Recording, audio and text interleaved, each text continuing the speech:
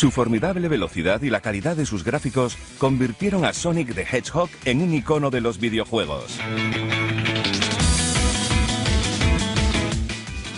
La gran franquicia ha vendido más de 70 millones de juegos por todo el mundo, ofreciendo un gran número de títulos a sus fieles seguidores e introduciendo varios personajes como Miles, Tails Prower, Knuckles, Dr. Eggman, Amy Rose y muchos más. La franquicia aspira a crecer aún más, ya que este año Sonic vuelve con una última entrega, Sonic Generations.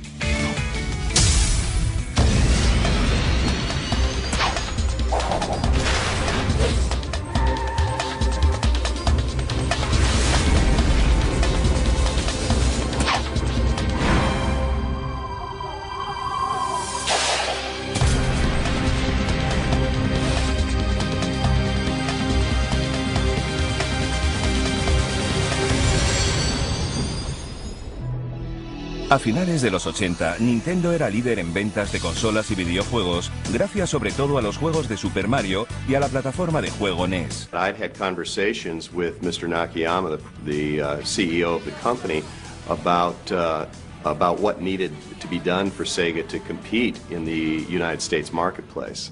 Nintendo completely dominated the industry. They had a share of market that was above 90%. Third-party game developers were all beholden to Nintendo. I mean, they owed Nintendo their livelihood. So it was very difficult to break into the marketplace back in that time period. Sega, a pesar de haber lanzado la Megadrive, más potente poco tiempo antes, aún necesitaba un juego excepcional que mostrara el potencial del sistema y pudiera restaurar el equilibrio. Decidieron que antes de sacar el juego tenían que reemplazar la mascota, Alex Kidd, con lo que tenían que crear un nuevo personaje.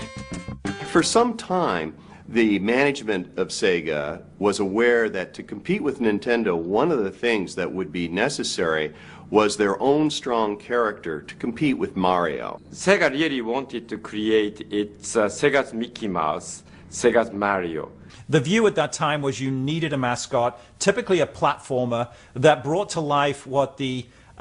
if you will, the irreverence of your brand. So the company started to ask all employees to come up with ideas. Una persona que oyó este llamamiento fue Naoto Oshima. 純粋にゲームの企画を最初作ったんですけど、なかなか上司とうまく理解してもらえなくて、でそこに中さんがちょうどプロジェクトが終わって、で中さんに相談して、なんか一緒にゲーム作ってもらえませんかってお願いしたところ、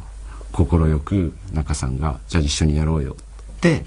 中さんといろいろ相談しながら生まれたのがソニックになります。Mientras Oshima desarrollaba ideas para posibles personajes, Yuji Naka, un joven y avezado programador de Sega que ya había trabajado en otros juegos, recibió la tarea de no solo programar el juego en el que aparecería este nuevo personaje, sino también de concebir un juego que pudiera demostrar el auténtico poder de Megadrive.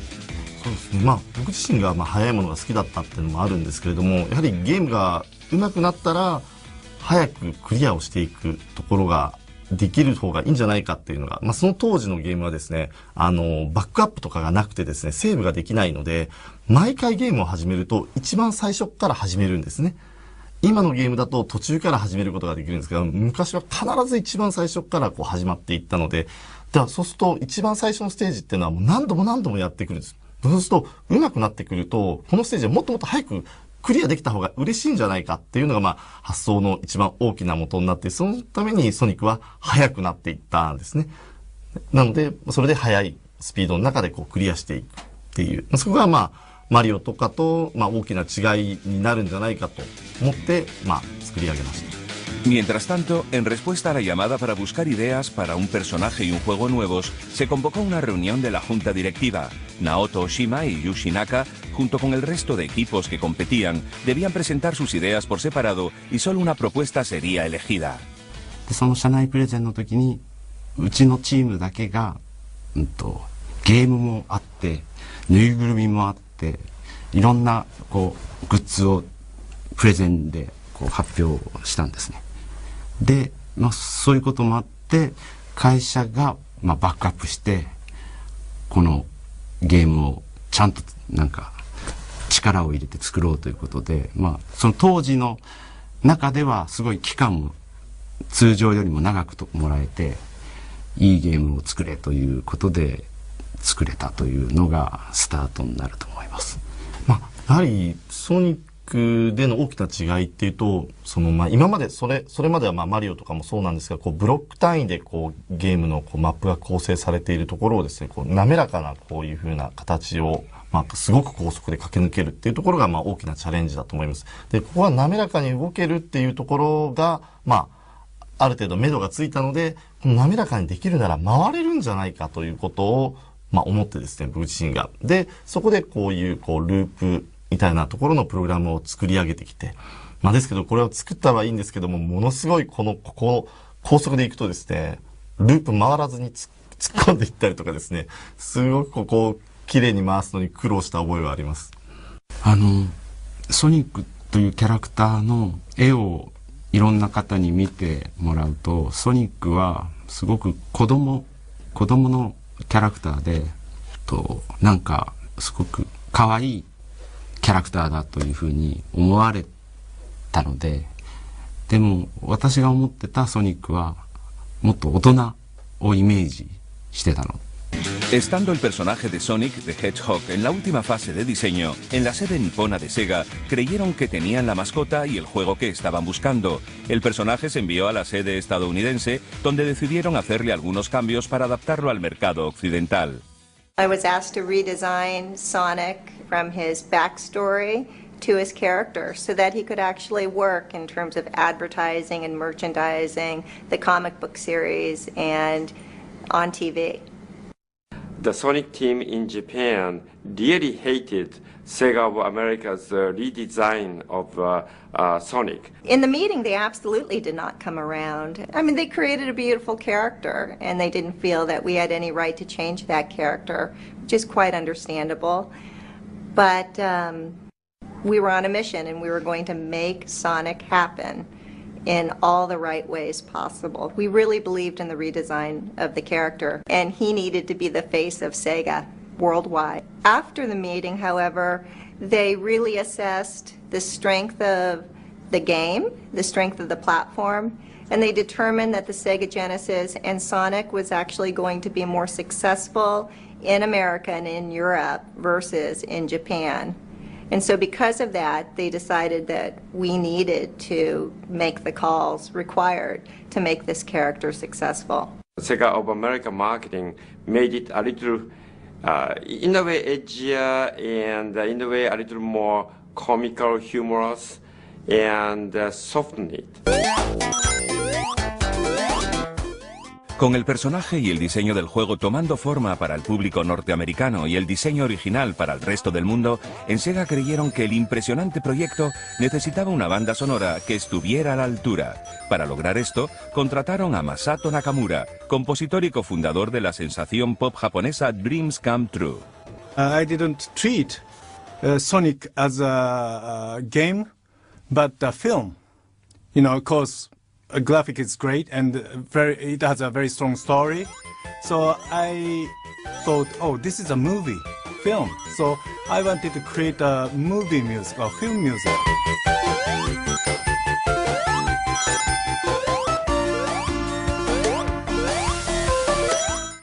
Sin embargo, con el juego aún en etapas tempranas del desarrollo, Nakamura solo podía emplear imágenes estáticas como inspiración. So Sonic staff explained to me, it's gonna be like this, it's gonna be like this. And I started, writing songs, but I will never know because that was a totally new for me. So it was really tough job for me.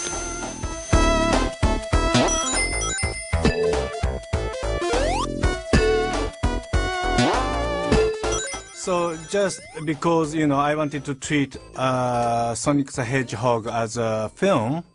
my inspiration comes from each graphic, each stages. So if I can see a red color, so my music's gonna be like a volcano stuff, or if I can see Iceland, I wanted to create a kind of icy music. So my inspiration came from visual or graphic. At the same time, the Mega Drive system, the sound system is very limited. Maybe we could use 4 sound or at the same time. So it was really, really tricky, you know. But that limitation, you know, inspired me a lot.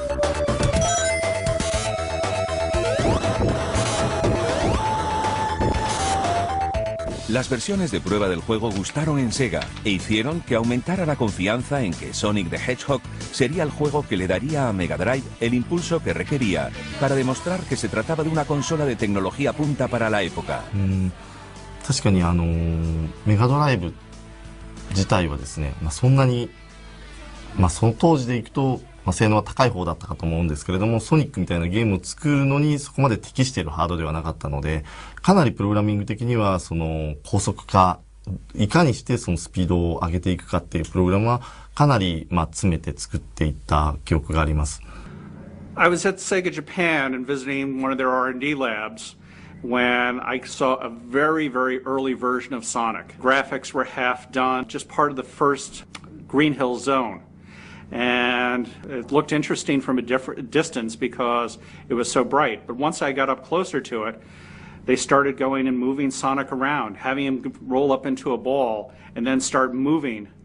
And it was like I had never seen speed like that. 作ってる時は本当に限界までやろうって言って割と早くしていたりした瞬間があるので、その時は確かに気持ち悪くなったりはしましたね。なので、そういった意味ではスタートする瞬間だったりとか、その後の流れてるところとかの調整みたいなのはその当時やった覚えがありますが、それでも最終的にはですね、プログラム、その当時のソニック1の時は、ソニック1の僕が作ったプログラムの限界まで実はスピードは最終的にも出してしまったんですね。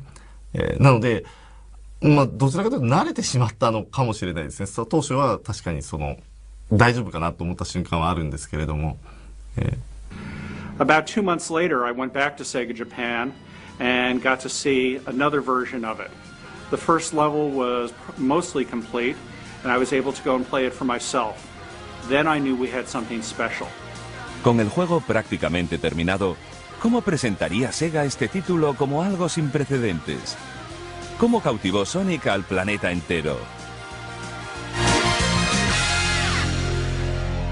So the Consumer Electronics Show was approaching, where not only was Sonic going to be unveiled, but also Super NES was going to be unveiled. Now, as a marketer, we knew that we had something great in Sonic. We didn't have one thing that Nintendo did, and that was a lot of money. For every dollar that we had in marketing, Nintendo had $10 or more in marketing dollars. So we had to go and be smart, we had to be bold, we had to go and figure out different ways to go and do it. So we kept Sonic a secret until CES. CES opened, and before the show opened, Nintendo had their big press conference, introducing Super NES, saying why it was the greatest system in the world, it was the only system to go and think about. They had this great software lineup, including the new Super Mario World. After their press conference was over, the doors to CES opened, and about 2 minutes after that, a reporter from a major national magazine came up to me and said,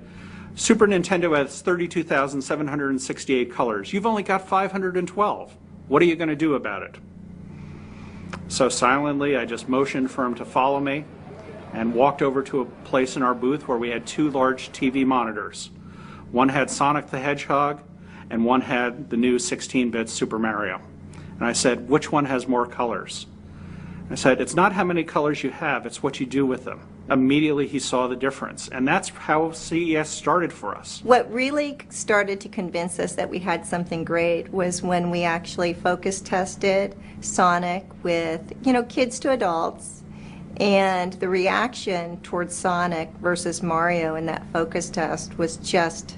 incredible. That's when we decided, that's when we knew we had a hit on our hands. Because when you looked at all the people playing Sonic the Hedgehog, they were, it's young kids as young as 3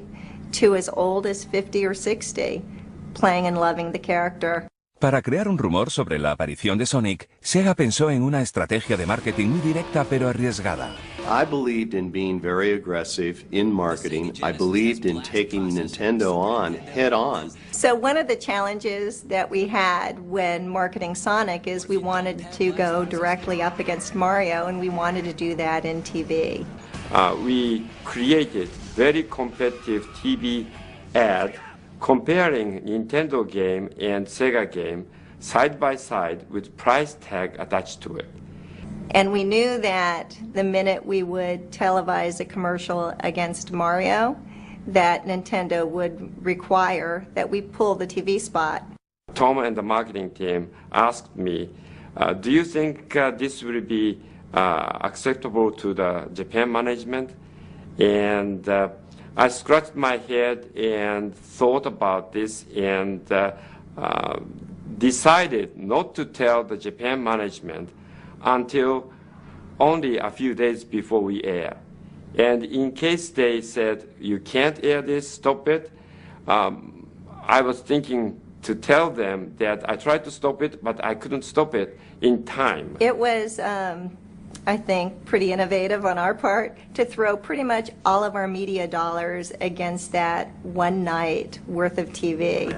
Sonic the Hedgehog, more action, more speed. Sega Genesis, it's a whole lot more for less. Sonic the Hedgehog apareció en junio de 1991 y la reacción fue notable. Nunca antes se había visto un juego similar. ¿Por qué la creación de Sonic tuvo tal efecto en el público? Sonic was appealing for a number of different reasons. First of all, he just has a beautiful simplicity to him.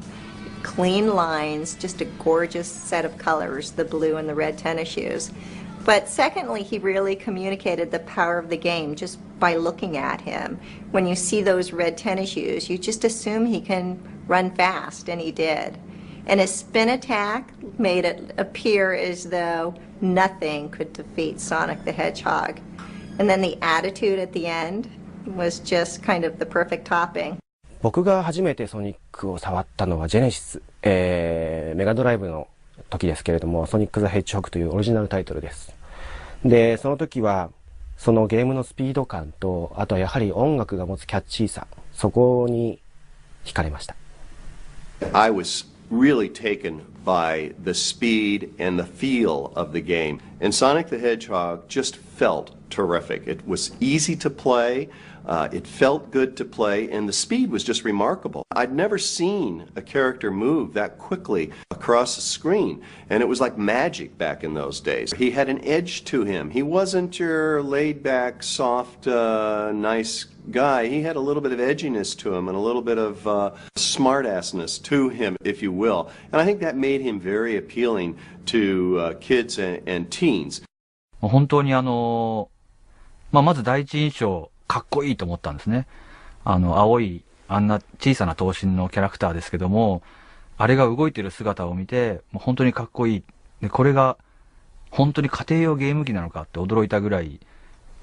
すごい強い印象を受けました。En Sega creyeron que Sonic iba a ser un éxito. Tom Kalinske pensó que el atractivo de Sonic suponía para la empresa una oportunidad innovadora. The thing we had to do first and foremost was sell a lot of hardware, because otherwise, how are you going to sell a lot of software? If you don't get a lot of hardware out into the homes, you really had no chance of creating a marketplace with follow-on software. Tom and I went to Japan and sat down in a big Sega Japan boardroom with oval table with perhaps 30 board members and other executives and explained our strategy. That is, we lower our price from $189 to $149 when Nintendo was offering the Super Nintendo at $199. And on top of that, we wanted to bundle our software, Sonic 1, and create the bundle pack for that $149 price point. And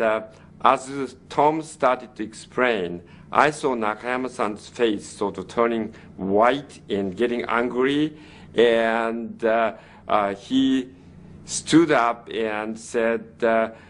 we make money from software because we don't make money really from hardware. So why we give away the best software away? and he kicked the chair and literally ran to the door. And I thought, well, that's the end of my career. And he turned at the door and he said, well, I hired you to build the company and take market share from Nintendo, and if this is what you think you have to do, go ahead and do it. So he supported our plan 100%, and to his credit, I think, to his great credit, because he could have easily said no.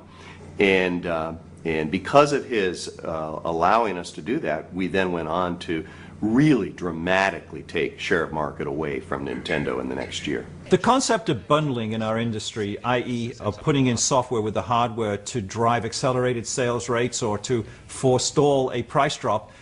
is a time-honored tradition, if you will. What Tom Kalinske did in 1991 here with the Genesis, by putting Sonic in there, a AAA piece of software, kind of broke the mold, if you will, from what had previously happened, where the less desirable software had been packaged in because it was cheaper and more effective to be able to push that through rather than give away what was seen to be high profit margin software. La gente compraba las consolas de Sega solo para jugar a Sonic, y viendo el enorme éxito que había cosechado el juego, era inevitable que no apareciera una secuela. When we completed Sonic 1, which was originally developed in Japan, we realized that the real battlefield against Nintendo is the United States. Therefore, we brought the team to Palo Alto, California, and added some American resources and started to create Sonic game. And that really made much better, closer collaboration between the Sonic team and the US marketing team.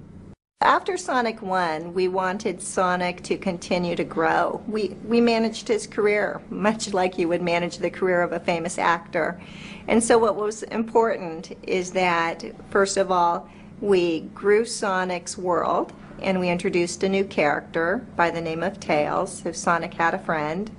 And then we also continued to flesh out his Bibles and flesh out his backstory. We were much more involved in Sonic 2, but that said, the Sonic team really did drive the design of Sonic 2 as well.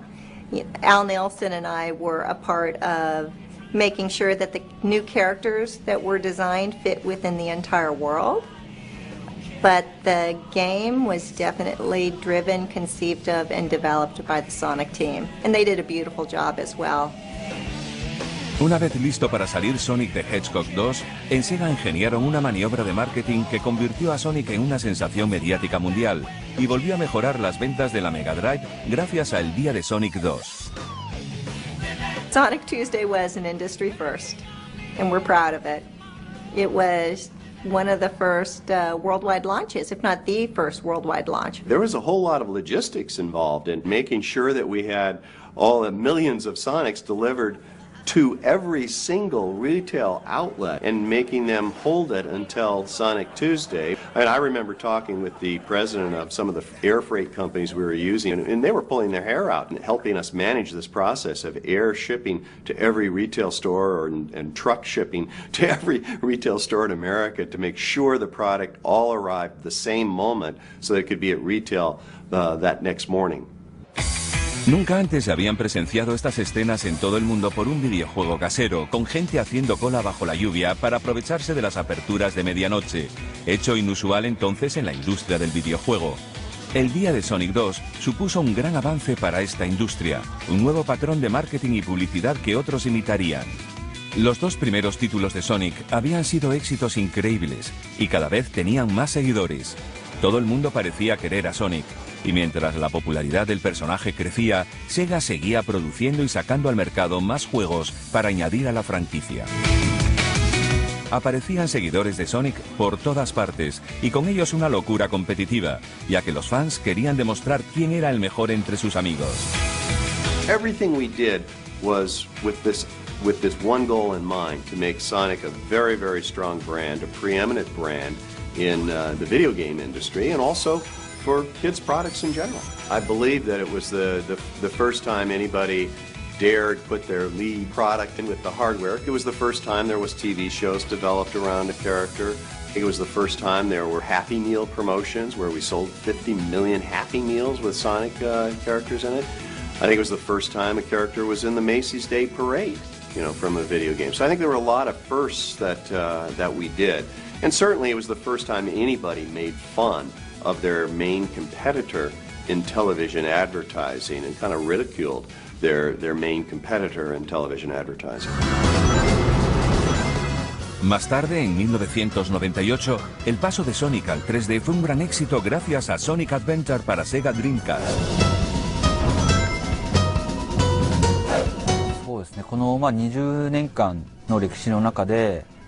一つの大きなターニングポイントっていうのが1998年のソニックアドベンチャーだったと思います。それまでメガドライブの、ドット絵のソニックが、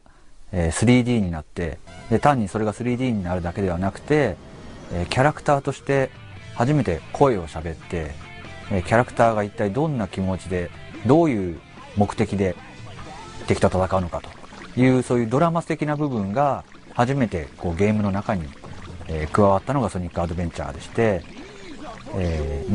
喋らなかったメガドライブの、ソニックがこう初めて、キャラクターとしてこう皆さんにこう初めて、そのキャラクター性を伝えられた。This no longer really was purely Sonic on a tight rail going up and down across mountains and terrains. There was this magnificent world now that surrounded, because of the power of the hardware, that surrounded Sonic and his friends.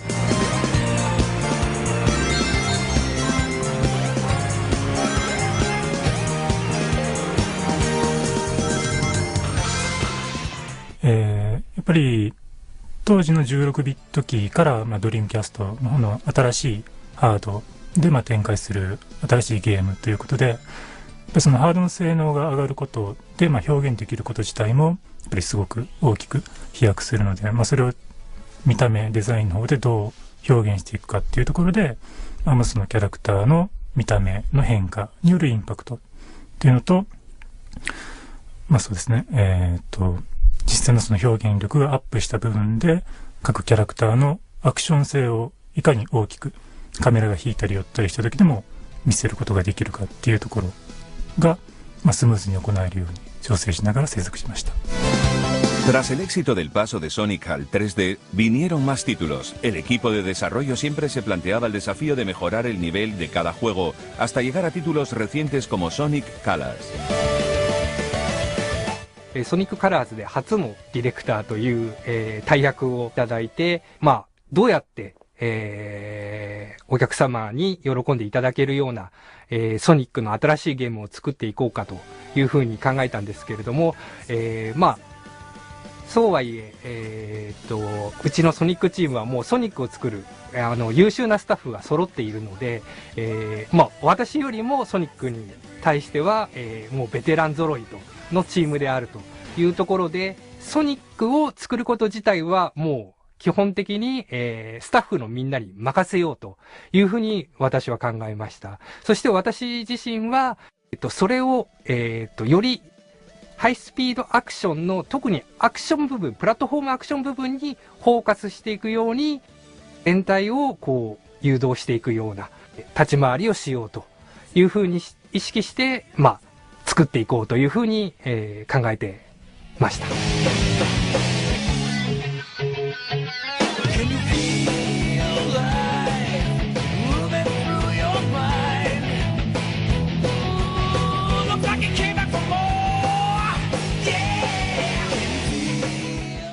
La música de Sonic, que ha ido creciendo con contribuciones de músicos que le aportaban su estilo personal a la franquicia, sigue captando cada vez más adeptos. ソニックの長い歴史の中でいろんな楽曲がありました。で、その中で好きな曲とか自信のある曲を1曲あげろって言われてもなかなかこれは難しい話で、そうですね、トータルで言ったらもう100曲以上は多分作ってはいると思うんですけれども、その中で好きなもの、強いてあげれるならばソニックアドベンチャー2のテーマ曲のリブ&ラーンと、あとはそのタイトルの中のステージ曲の一つだったエスケープフロムザシティという曲ですね。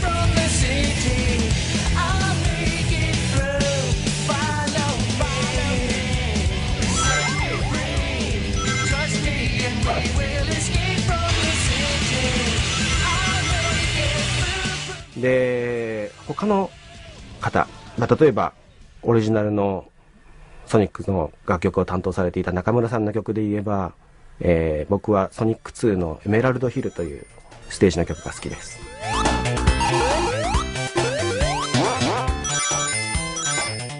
Of course, you know, the project of Sonic 2 is based on the Sonic 1's experience, of course. But, you know, technically, it was improved, you know, including sound itself. Audience expected more, you know what I mean? Because, you know, Sonic 1, it's got, you know, huge success. So I don't want to make, you know, people disappointed.You know, Sonic 2. So it was huge pressure for me.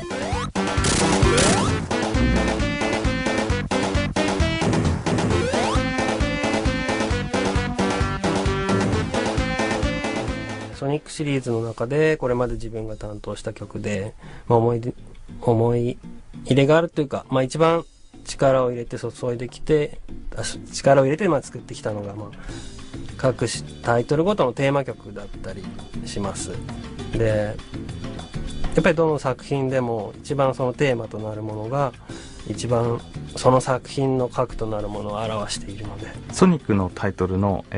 楽曲を制作して今まで一番、楽しかったなと思う、思い出はですね、ソニックアドベンチャーの楽曲制作になります。あそこで、録音の楽しさっていうのを知りましたし、世界中のプレイヤーのこのなんて言うんでしょう、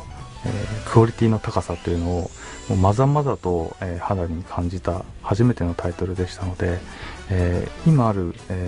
僕のこう制作スタイルっていうのもあのタイトルでなんか確立されたんじゃないかなと思っています。それぐらい僕の中では大きいタイトルになっています。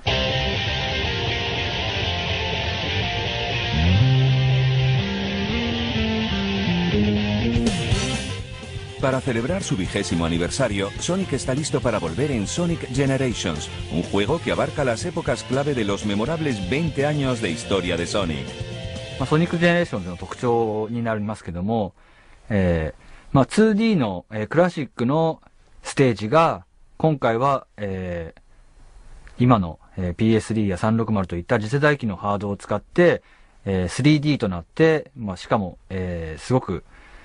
密度の濃い世界観となって新たにそのステージを再現するというところが一つのこのゲームのコンセプトとしてありまして、クラシックのステージはより密度の高い 3D のステージに、逆に今度元が 3D だったステージ、ソニックアドベンチャー2のシティエスケープですとか、そういう元が 3D だったステージを今度はクラシックで遊ぶと2D のプラットフォームアクションとして遊べるという、その、最近の 2D のアクションと 3D のアクションの両方楽しめるというところが、ソニックジェネレーションの一つの特徴ですね。このゲーム始めるときに私がチームに言ったことが20周年だからって、さあ20周年集めましたよっていうようなタイトルにするのではなくて、20周年だからこそ5年後の記憶に残る、そういったゲームを作ろうと。なので新しいチャレンジっていうのは今までのゲーム組み立てもちろんあるんですけども、そこに新しいギミックであったりとか今までなかった演出を追加して、で、今まで買ってもらったお客さんはもちろんで、今までソニックをプレイしてなかったお客さんもやっぱソニックって面白いんだって納得してもらえて、それで新しいその5年後につながるようなそういうゲームを作りたいなと思っています。そういうような、今までの20周年の集まりっていうわけではなくて、それを超えた新しいチャレンジっていうのをこのゲームには詰め込んでいます。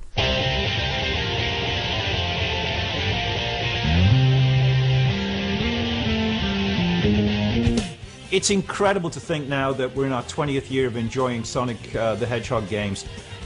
There are very few characters or pieces of intellectual property, quite frankly, that can survive 5 or 6 years after sequels, never mind 2 decades. And I think it's a test to the timelessness, to the brilliance of the gameplay,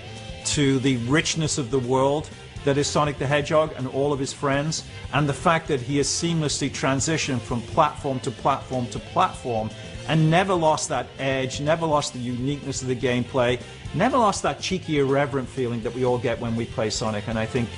it's very rare that you can look in our industry today for a character that's withstood the test of time, as has Sonic the Hedgehog.